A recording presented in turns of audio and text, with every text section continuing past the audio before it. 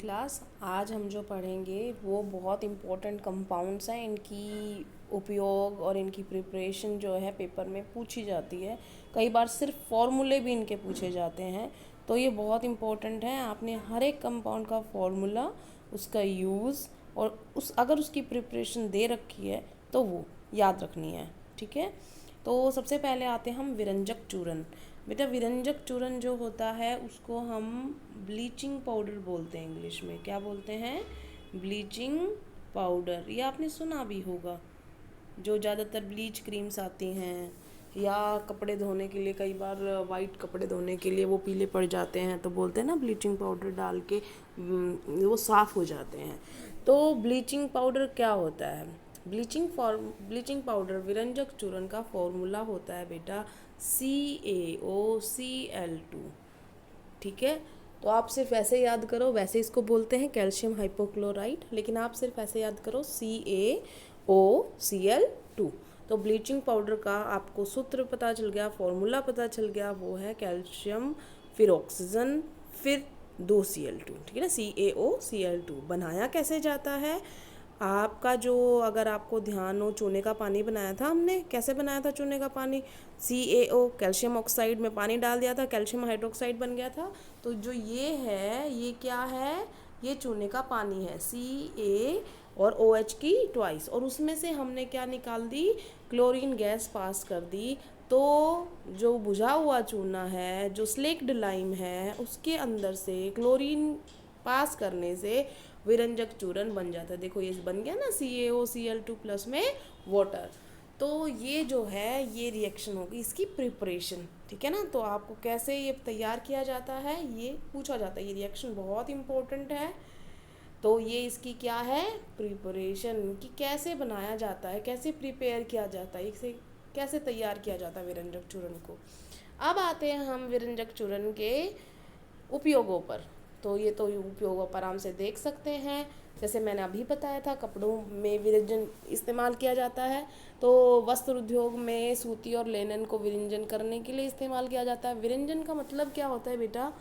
अगर for example colour को वो क्या कर देता है, बिल्कुल कलरलेस कर देता है। कोई कलर होगा ना, कोई कलरिंग मटेरियल होगा, कोई भी, मान लो रेड कलर का कोई चीज़ है, और अगर आपने ब्लीच डाल दिया तो वो उसको हटा देगा कलर को। ब्लीचिंग क्रीम क्या करती है? जो बाल होते हैं चेहरे पर या हाथ पर, कहीं पर भी आप ब्लीच क्रीम लगाते हैं तो वहाँ पे वो उन बालों का कलर चेंज कर देता है।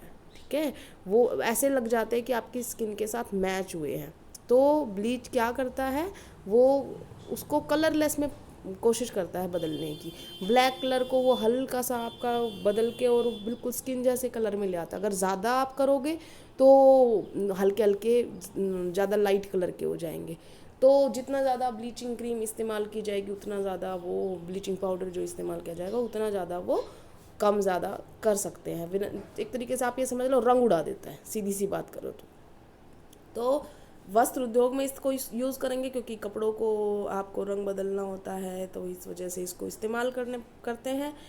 उसके बाद क्या होता है बेटा कि कई रासायनिक उद्योगों के रूप में, उपचायक के रूप में, आपने फर्स्ट चैप्टर में पढ़ा था उपचायक। उपचायक को क्या बोलते हैं हम? ऑक्सीडेंट। ऑक्सीडेशन पढ़ा था ना।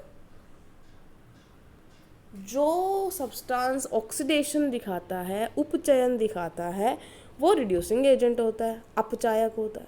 और जिसका रिडक्शन होता है वो ऑक्सीडाइजिंग एजेंट होता है। इसका मतलब जो पदार्थ रिडक्शन, अपचयन दिखाएगा वो उपचायक होगा। तो इसका मतलब ये क्या दिखाएगा? इसका खुद का क्या होगा?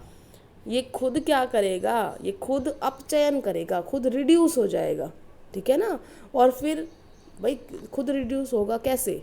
जब किसी से इलेक्ट्रॉन लेगा, तो किसी के इलेक्ट्रॉन लेगा तो उस बंदे को तो उसने इलेक्ट्रॉन दिलवा दिए ना, मतलब ले लिए ना उससे, उसके तो ले लिए उसने इलेक्ट्रॉन। तो इलेक्ट्रॉन उसकी लेने में मदद की, उसने खुद तो एक्सेप्ट कर लिया, और उस दूसरे सब्सटेंस को क्या कर दिया उसने?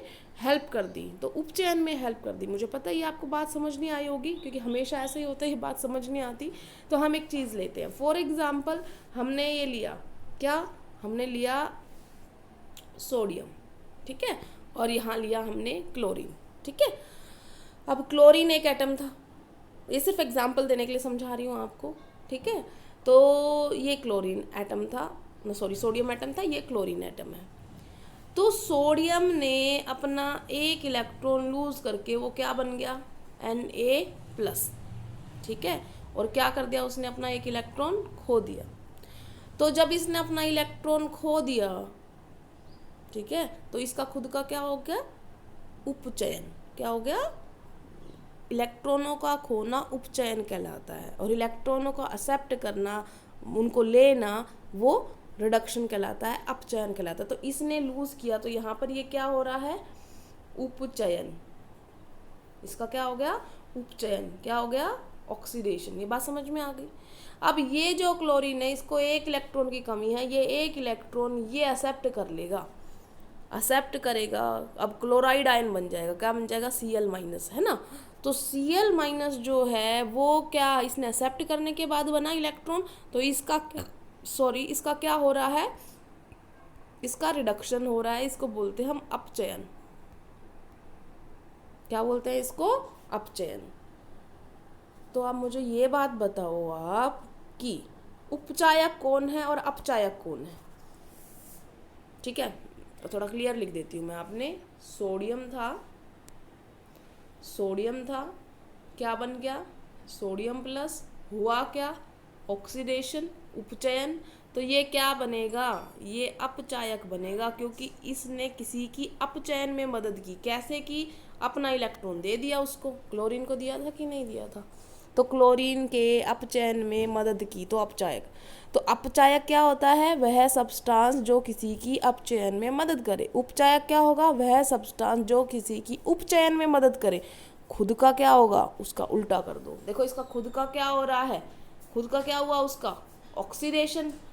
बनेगा क्या, ये अपचायक। लिख भी रखा है ना साइड में, क्या बनेगा, अपचायक। तो जिसका उपचयन होता है वो अपचायक बनता है, जिसका अपचयन होता है वो उपचायक बनता है, ठीक है। फिर दोबारा से बोलती हूँ इंग्लिश मीडियम के लिए, जिस सब्सटेंस का खुद ऑक्सीडेशन होता है, इसका मतलब खुद वो ऑक्सीडाइज हो रहा है, तो वो दूसरे को क्या करेगा, मदद, रिडक्शन होने में, तो वो रिड्यूसिंग एजेंट होगा। इसका मतलब जिस सब्सटेंस का ऑक्सीडेशन हो रहा है वो रिड्यूसिंग एजेंट होगा, और जिसका रिडक्शन हो रहा है वो ऑक्सीडाइजिंग एजेंट होगा। वैसे मैंने इतनी कहानी बता दी, ज़रूरत नहीं थी, आपको सिर्फ ये याद रखना है कि ये एक उपचायक की तरह काम करता है, ऑक्सीडाइजिंग एजेंट की तरह काम करता है। और पीने वाले जल को जो है हम जीवाणु मुक्त करने के लिए, माइक्रो ऑर्गेनिज्म से दूर रखने के लिए कि कोई बीमारी ना हो जाए, तो भी हम विरंजक चूर्ण का इस्तेमाल करते हैं। तो एक तो हो गया वस्त्र उद्योग में, एक हो गया उपचायक के रूप में, और एक होता है जीवाणुओं से मुक्त कराने के लिए, उनको साफ करने के लिए पानी को हम इस्तेमाल करते हैं, ठीक है। ये हो गया, पहला हो गया हमारा विरंजक चूर्ण। वैसे आप एक ऐड भी कर सकते हो इसके अंदर, विरंजक चूर्ण जो है वो आप कॉस्मेटिक प्रोडक्ट्स में भी इस्तेमाल कर सकते हैं, सौंदर्य प्रसाधन में भी इस्तेमाल कर सकते हैं। ज़्यादातर तो ब्लीच क्रीम वहीं पर इस्तेमाल करते हैं जो आपको पता है, ठीक है। तो कॉस्मेटिक्स भी लिख सकते हो आप। उसके बाद आते हैं बेटा हम बेकिंग सोडा।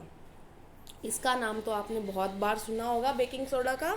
घर में भटूरे बनते हैं, पकोड़े बनते हैं, इडली बनती है, ढोकला बनता है, तब क्या इस्तेमाल करते हैं हम, बेकिंग सोडा। बेकिंग सोडा का इंग्लिश में नाम भी बेटा बेकिंग सोडा ही है। नाम ही इसका बता रहा है कि ये किस लिए इस्तेमाल होगा। पहली बात तो ये सोडा है, और किस लिए इस्तेमाल होगा, बेकिंग के लिए। बेकिंग क्या होता है, बेकिंग होता है जैसे कोई हमने कुछ बिस्किट बनाने हैं, केक बनाना है, तो वो बेकिंग करना होता है कोई चीज़। अब तो आपने कभी देखा होगा केक या पेस्ट्री तो खाई होंगे आपने, है ना। तो कभी देखी है, तो उसके अंदर क्या होते हैं, छेद होते हैं, थोड़े थोड़े छोटे छोटे पोर्स होते हैं, छेद होते हैं, जिसकी वजह से वो सॉफ्ट होता है। अगर उसमें छेद ना हो तो वो सॉफ्ट ही नहीं होगा, बहुत हार्ड होगा, आपको पसंद नहीं आएगा। तो वो क्या हुआ है, किस वजह से हुआ है, या तो उसमें बेकिंग पाउडर डला होगा या सोडा। बेटा बेकिंग सोडा और पाउडर दोनों अलग अलग होते हैं, हम बात यहाँ पे सिर्फ बेकिंग सोडा की कर रहे हैं। तो बेकिंग सोडा क्या होता है, उसका फॉर्मूला क्या है, सबसे पहले तो ये बात करते हैं। तो बेकिंग सोडा का फॉर्मूला क्या होता है, NaHCO3। और ये जो है, ये जो मैंने लिखा है इसको हम बोलते हैं सोडियम बाइकार्बोनेट या सोडियम हाइड्रोजन कार्बोनेट। आप अलग अलग बोल सकते हैं, या तो सोडियम हाइड्रोजन कार्बोनेट या सोडियम इस पूरे को बाइकार्बोनेट। तो इस यौगिक का रासायनिक नाम आपको ये पता चल गया है, क्या है इसका नाम? सोडियम हाइड्रोजन कार्बोनेट या सोडियम बाइकार्बोनेट, NaHCO3। तो अब ये हो गया। अब ये तो आपको पता चला है सूत्र बनाया कैसे जाता है, प्रिपरेशन कैसे है। तो बनाने की विधि क्या है? सबसे पहले हम जो नमक लेते हैं, नमक और पानी को घोल लेते हैं। ब्राइन सॉल्यूशन बताया था कल आपको क्लोर क्षार प्रक्रिया में। नमक और पानी को घोल दिया और उसमें से फिर दो गैसेस निकाली गई, एक कार्बन डाइऑक्साइड और एक अमोनिया। इन दोनों को इसके अंदर से पास करने के बाद दो चीज़ें बनेंगी, एक ये और एक ये तो आपने सुना होगा अमोनियम क्लोराइड। ये एक ऊर्ध्वपातक है, सब्लिमेशन दिखाता है ये कंपाउंड। और ये जो है ये हम सेपरेट कर लेंगे अलग से। और ये जो NaHCO3 है ये हमारा क्या है? बेकिंग सोडा, जो प्रिपेयर हो गया है।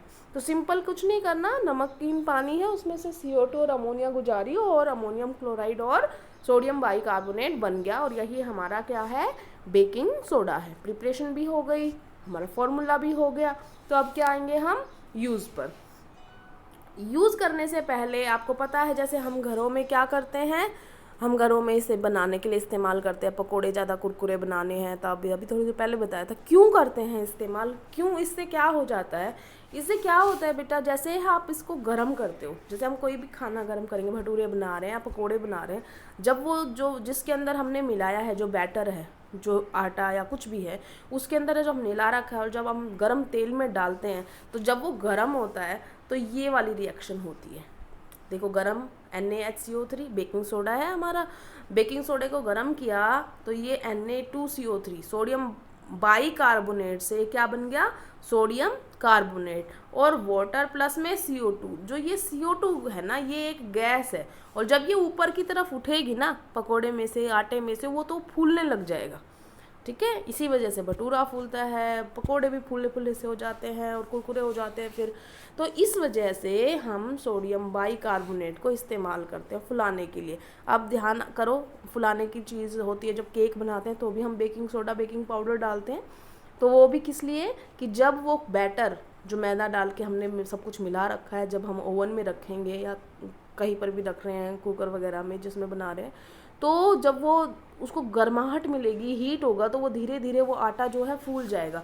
कभी भी देखना, जैसे मान लो हमने कोई बर्तन लिया, हमने मान लो ये हमारा इडली या ढोकला जो भी तुम बना रहे हो ये यहाँ पर है, जब आप इसको गर्म करना शुरू करोगे और आपने ढक रखा होगा इसको, जब आप इसको खोल के देखोगे आपका जादू हो जाएगा। क्या हो जाएगा? ये वो चीज़ है ये यूँ फूल जाएगी।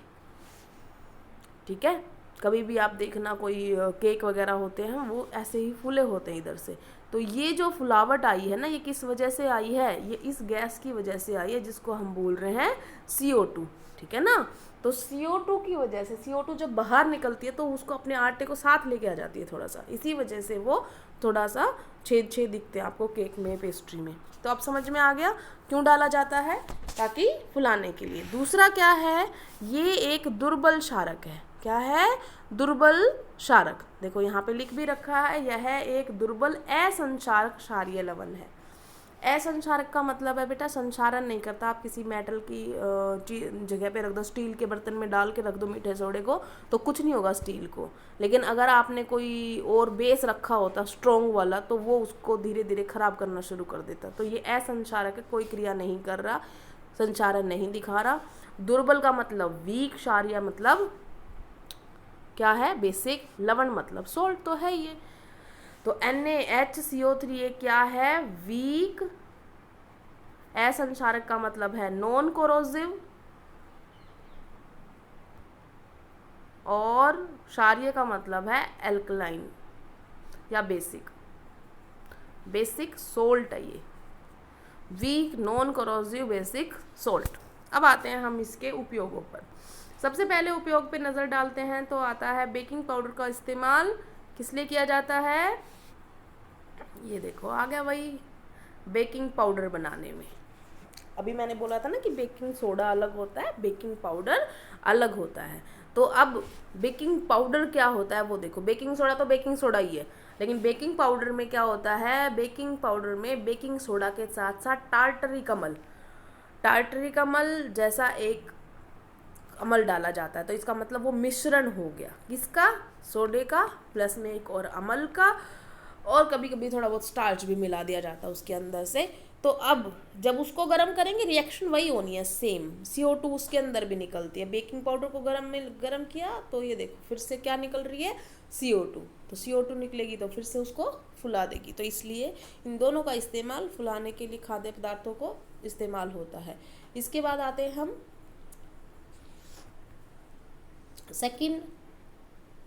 सेकंड जो होता है बेटा वो होता है सोडियम हाइड्रोक्साइड का एंटासिड के रूप में। अब एंटासिड के रूप में क्यों इस्तेमाल किया जाता है तो वो देखते हैं।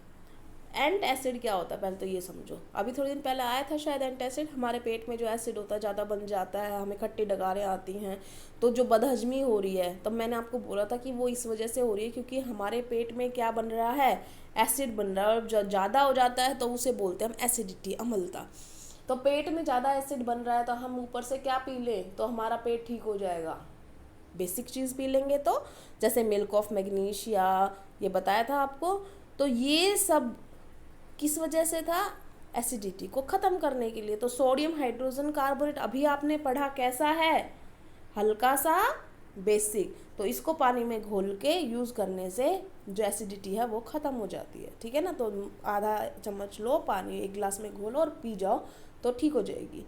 दूसरा इसका इस्तेमाल क्या होता है, अग्निशामक। अग्निशामक क्या होता है बेटा, जो फायर एक्सटिंग्विशर होते हैं ना, आग बुझाने में इस्तेमाल किए जाते हैं।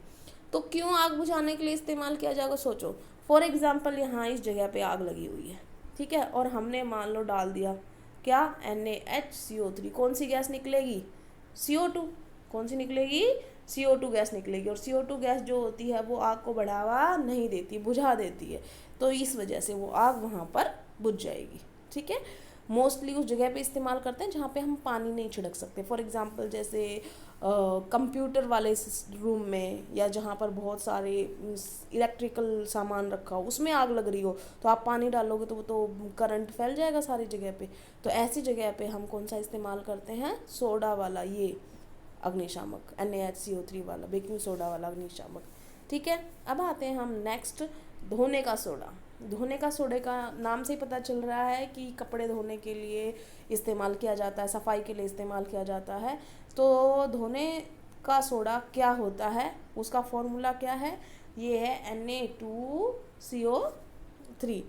धोने का सोडा Na2CO3 प्लस में बेटा पूरा है 10H2O बोलते हैं इसको। 10 जो वाटर के मॉलिक्यूल्स हैं इसके साथ रहते हैं, इसके फॉर्मूले के साथ ही हैं। इसका मतलब ये नहीं है कि गीला है, गीला नहीं होता, इसका फॉर्मूला ऐसा है, ठीक है ना।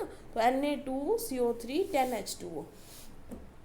धोने का सोडे को धावन सोडा भी बोल देते हैं हिंदी में कई बार। तो धोने का सोडा ना हो और धावन सोडा हो तो घबराना नहीं तुमने, धावन मतलब धोने का सोडा ही होता है, धावन सोडा। और इंग्लिश में इसको बोलते हैं बेटा वॉशिंग सोडा,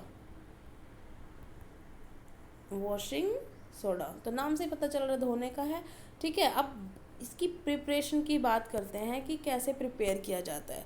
अभी थोड़ी देर पहले तुमने देखा होगा, हमने जब सोडियम बाइकार्बोनेट को गर्म किया था तो कौन सा बना था, Na2CO3 बना था कि नहीं बना था।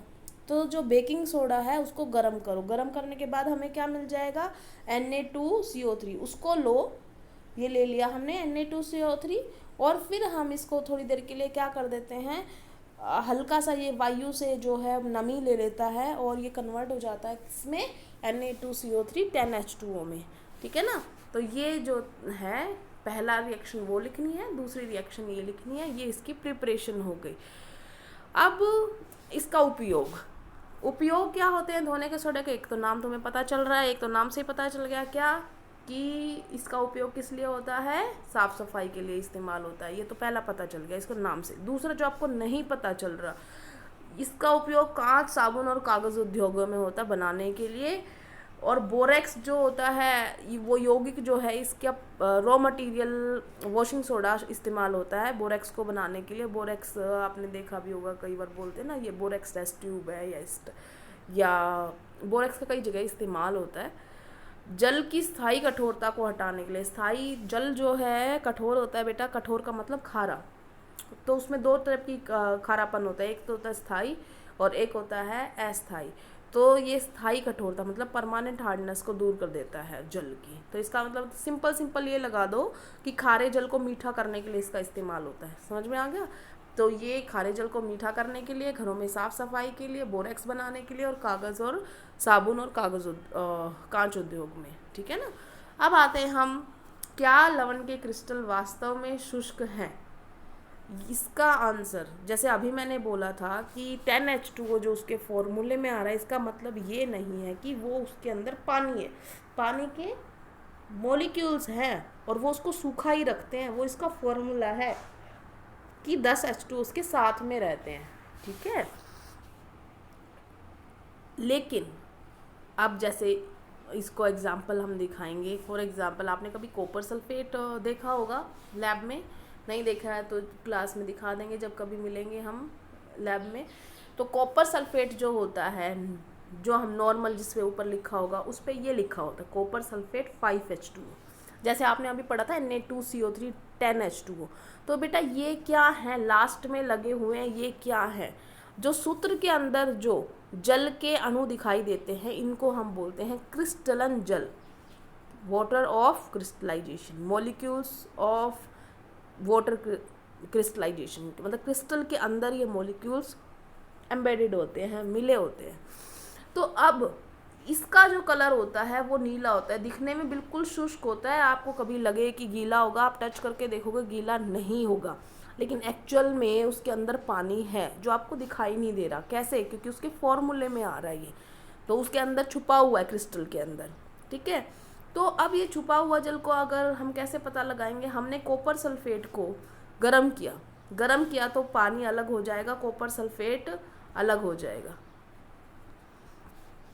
अब इसका कलर बदल जाएगा। अब ये नीला नहीं रहेगा, ये अपना कलर हटा देगा, हल्का सफ़ेद कलर का आ जाएगा। तो इसका मतलब क्या हुआ कि जब वो नीला है तो इसका मतलब उसके अंदर पानी है, जब वो नीला नहीं है इसका मतलब उसके अंदर पानी नहीं है। ठीक है। तो ये जो जल आपको सूत्र में दिखाई देते हैं ये क्रिस्टलन जल होते हैं। जैसे अभी आपके आएगा यहाँ पर कि लवण के एक सूत्र इकाई में, एक सूत्र इकाई मतलब जो उसका फॉर्मूला है उसमें कुछ जल के निश्चित अणुओं की संख्या दिखाई दे रही थी आपको, 5H2O 10H2O जो भी दिखाई दे रही थी, उनको हम क्रिस्टलन जल कहते हैं, वाटर ऑफ क्रिस्टलाइजेशन कहते हैं। ठीक है।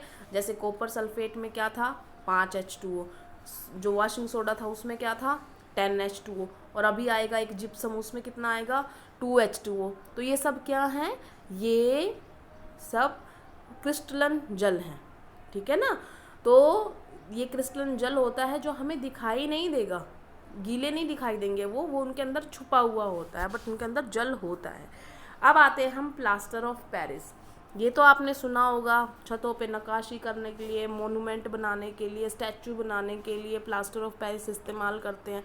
या कई बार प्लास्टर, नाम से देख लो, प्लास्टर चढ़ता है, कभी हड्डी वड्डी क्रैक हो जाती है तो डॉक्टर लगाता है प्लास्टर। तो वो कैसे लगाता है, देखना कभी पट्टियाँ किसी सफ़ेद से पानी में घोल रखी होंगी और वो मतलब डाल रखी होंगी, और उन पट्टियों को फिर वो उसके अंदर लपेट देते हैं, और थोड़ी देर बाद जैसे ही वो सूखता है वो बहुत हार्ड हो जाता है।